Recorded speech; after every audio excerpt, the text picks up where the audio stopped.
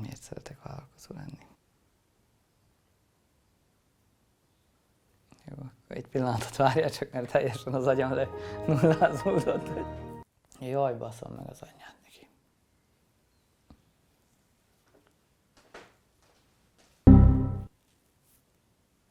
Mondjál valamit, hogy mit mondjak. A few moments later.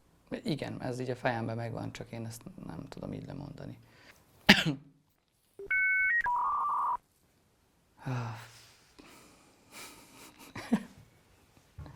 3 days later.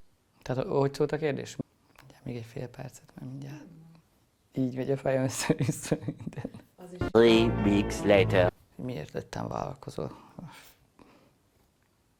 Írjuk már le, leírom oda, azt leolvasom onnan a falról. One eternity later. Azért lettem vállalkozó, hogy basszam meg a jó édesanyját.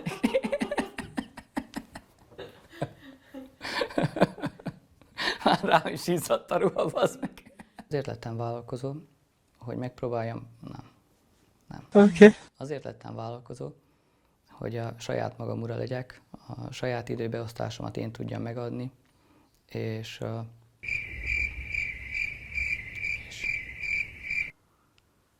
akkor még egyszer.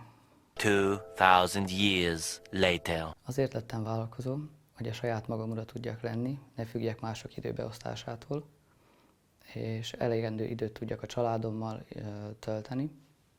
Most már így ennyi év után aránylag talán jól tudom beosztani, hogy mennyi munkával tudok annyit keresni, ami a családnak elég a mindennapokban. Szeretnél még valamit mondani? Igen, bazd meg.